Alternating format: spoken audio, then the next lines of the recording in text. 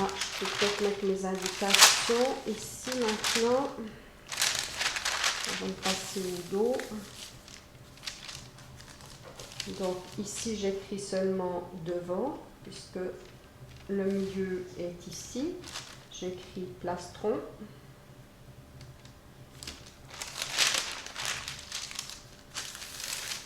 Voilà, ici j'écris droit fil.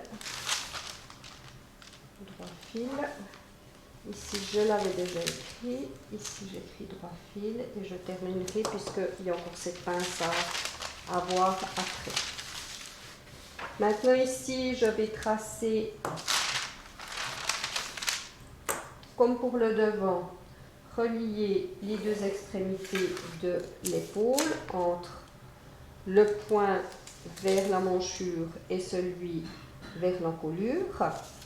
Et je vais reporter mes distances. Donc j'avais 3 cm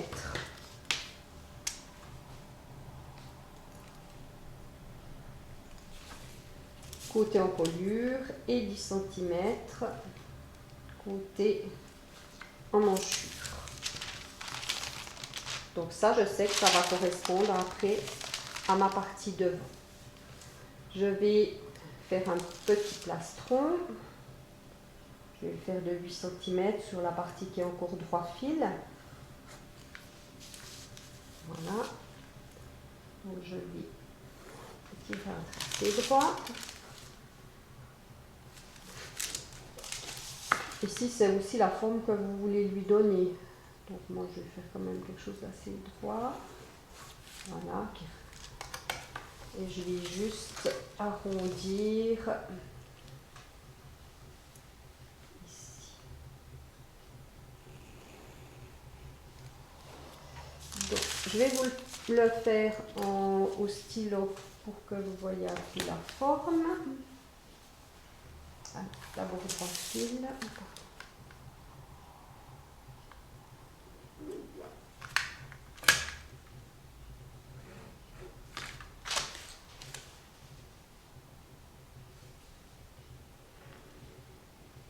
Voilà. Donc ça c'est le premier côté. J'ai un peu modifié par rapport au trait de base que j'avais. Je ne le trouvais pas très joli, donc j'ai profité de le modifier quand j'ai tracé au stylo. Voilà, ça c'est le premier côté du plastron. Et le deuxième côté, voilà, je vais aller en direction.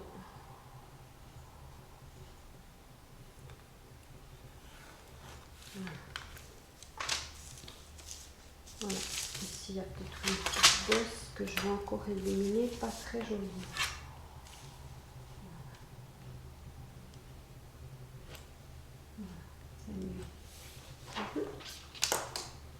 Maintenant ici, je vais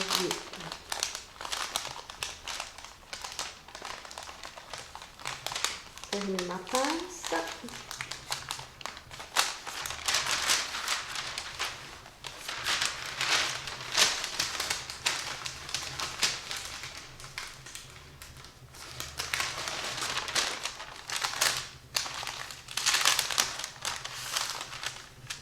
Voilà, et contrôler, je dois avoir 13 cm aussi, donc de là à là, il me manque juste 2 mm. Hop. Je vais retracer ma ligne après ici, mais pendant que ma pince est fermée, je vais directement tracer ma ligne d'épaule. Voilà. Je vais montrer là. Comme vous voyez, je modifie juste le dernier bout ici. Donc ça ici, ça n'existe plus. Cette pince-là a été déplacée à cet endroit. Là, c'est milieu dos, droit fil, pli du tissu. Je mets aussi un droit fil dans ma partie. Voilà. Et ici, comme vous voyez, il y a le cintrage, donc ça ne peut pas être un pli du tissu, il y a une couture. Donc milieu dos, couture. Et le droit fil se fait par rapport à la ligne de poitrine. Voilà.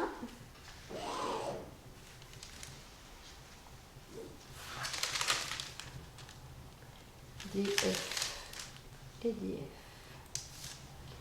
Maintenant pour le cintrage, pour le dos, je vais garder cette pince, mais vous êtes obligé aussi de la fermer.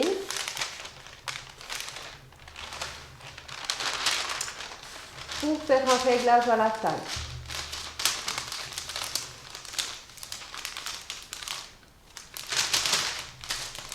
Voilà. C'est difficile. Voilà. Donc ici,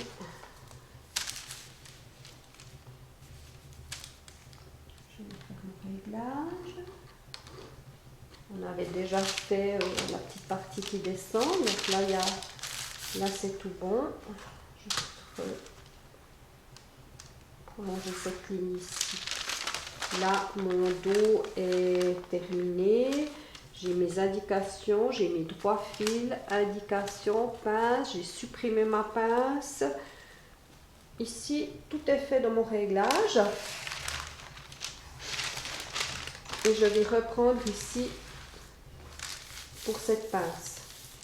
Vous êtes obligé de cintrer ici, sinon votre modèle de robe coupée à la taille, il sera trop large si vous ne fermez pas cette pince.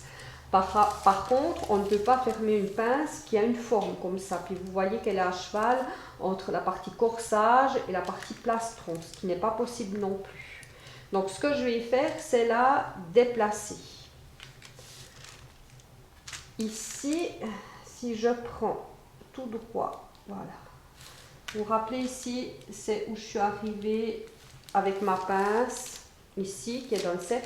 Si je prends cette extrémité-là de nouvelle pince et que je vais reprendre ma ligne ici à l'ourlet, vous voyez qu'il n'y a plus aucune ligne qui est à cheval entre le plastron et le vêtement. C'est ce que vous devez avoir.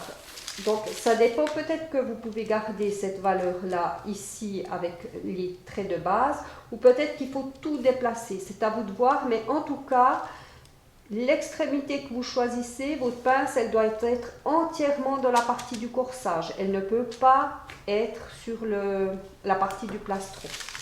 Donc maintenant ici, je suis obligée de couper. Si je trouve mes ciseaux. Ah oui, voilà. Donc là, je vais couper sur ma bande, puisque de toute façon, je devrais l'enlever entièrement. Je ne vais pas aller jusqu'en bas, en haut, mais je dois couper sur mon plastron ici.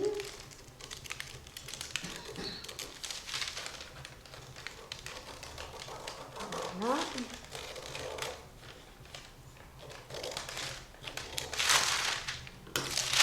Et ça maintenant, je vais pouvoir fermer. Donc c'est une pince qui ne se coupe pas. C'est une pince qui est entièrement fermée, mise à plat dans le patron.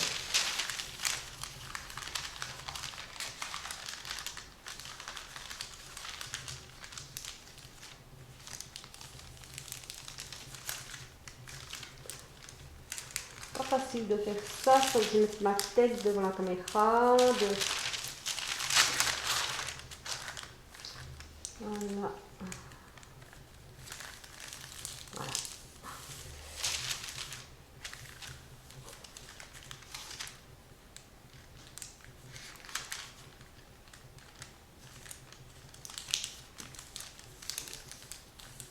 Hop, de la colle, parce qu'il n'y a plus de pince.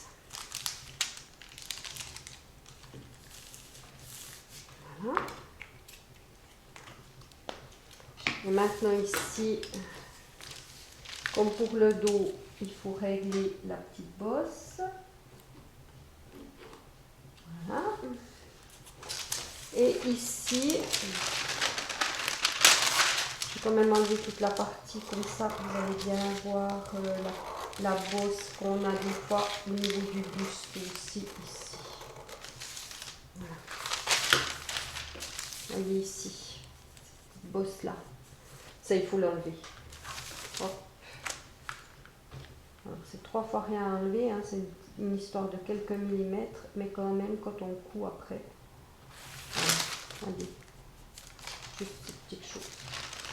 Par contre, avant de couper, j'ai oublié de mettre quelque chose d'essentiel.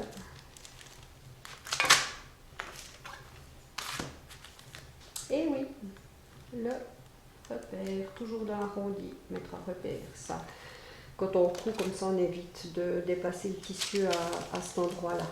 Donc maintenant ici, pour le plastron, il faut que je coupe sur cette ligne ici. J'ai mon droit fil ici, j'aime bien quand même encore en mettre un. Ici, c'est plus facile lors de la pose sur tissu.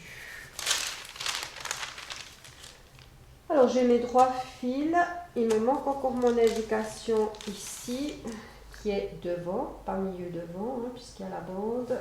Et puis, c'est une couture qui se trouve ici, puisqu'elle va être assemblée avec la bande de boutonnage. Donc, on a ceci, on coud les plastrons et puis ensuite on coud la bande. Pour le dos, on coud la couture du milieu dos et ensuite on pose le plastron. Pour les finitions, souvent j'aime bien quand il y a le relief. Là, franchement, je pense que je coudrais ces deux choses et ces deux choses et ensuite la couture en une fois. Et pas mettre le plastron tout en relief, mais ça, c'est vraiment votre choix avec la technique de couture. Voilà, ça c'était la révision du plastron. Si vous aimeriez encore d'autres explications, ben vous m'enverrez des petits messages. Voilà, bonne révision.